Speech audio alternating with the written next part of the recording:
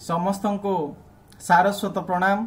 मु श्रीमान सुदीप्त कुमार पंडा ऑनलाइन कविता आसर परिवार सविता दुर्ग बौद्धर संचालक भाव आपण को स्वागत जनाऊँ। आज आलोचन रही असाध्य साधन।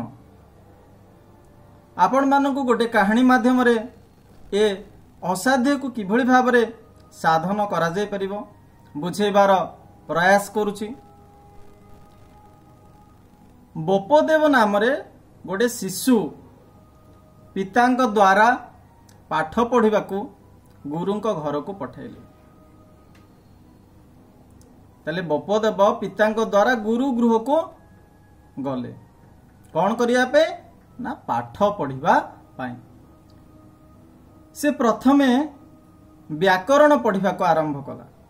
प्रथमे व्याकरण पढ़िबा को आरंभ कला कारण समस्ते कहते व्याकरण बहुत कष्ट विषय। तो बोपदेव टिके मोटा बुद्धिया थिला तो एवं साधारणतः से परिश्रम कातर मध्य थिला, अलसुआ थिला कहले चले। पाठरे तार अमनोযোग्य देखी पाठरे तार मन रहु नथिला, तेणु पाठरे ताहार अमनोযোଗ देखी तार सांगसाथी माने ताकू थट्टा परिहास कले। जितेबाला सांगसाथी माने थट्टा परिहास कले से कथा को नेकी गुरु को जणाइला।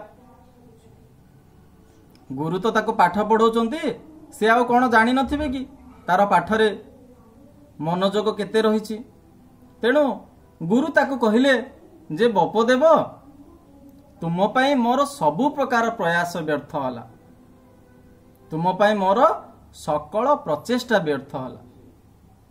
जदि तुमे चाहुच अन्य कौनसी गुरु गृह को जाओ, अन्य कौनसी गुरुकुल को जाओ बा नचेत घर को चली जाओ, तुमर पाठरे मन नाही।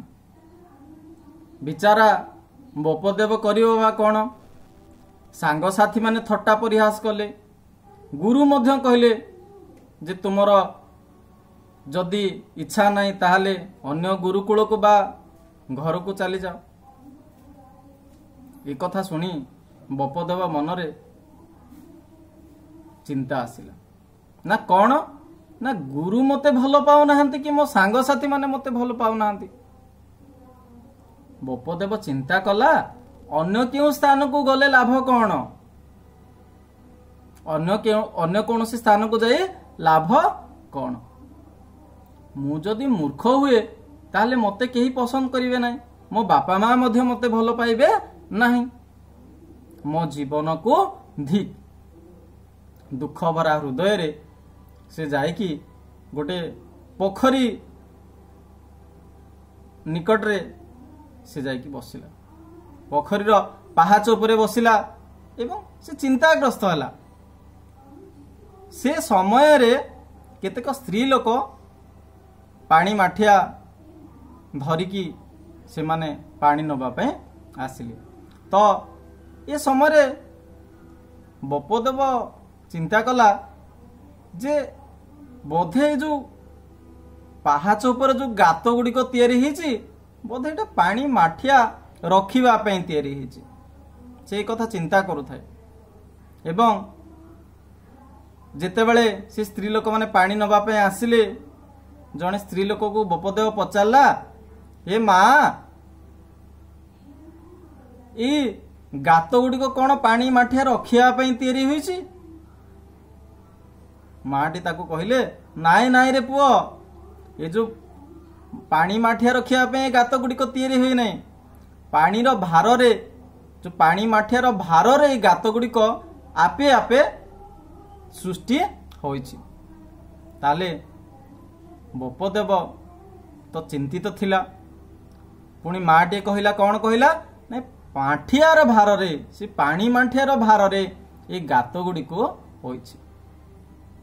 तापरे बोपदेव विस्मित हो चिंता कला जे सुकठिन पत्थर जदि ये पानी माठियार भार रे क्षय ही पारुछि, सुकठिन पत्थर जदि पानी माठियार भार रे क्षय हो पारुछि ताले मु कहीं मोटा बुद्धिया व्याकरण को आयत्त करि परिबि नाही बुझिला जदि कठिन पथर पानी माठिया भार रे क्षय होई पारुछि ताले मु मोटा बुद्धिया कहीं व्याकरण को आयत्त करि परिबि नाही से दिन ठारो से आरंभ कला व्याकरण पढ़िबा एवं व्याकरण पढ़ी जने प्रवीण पंडित रूप में ख्याति अर्जन कला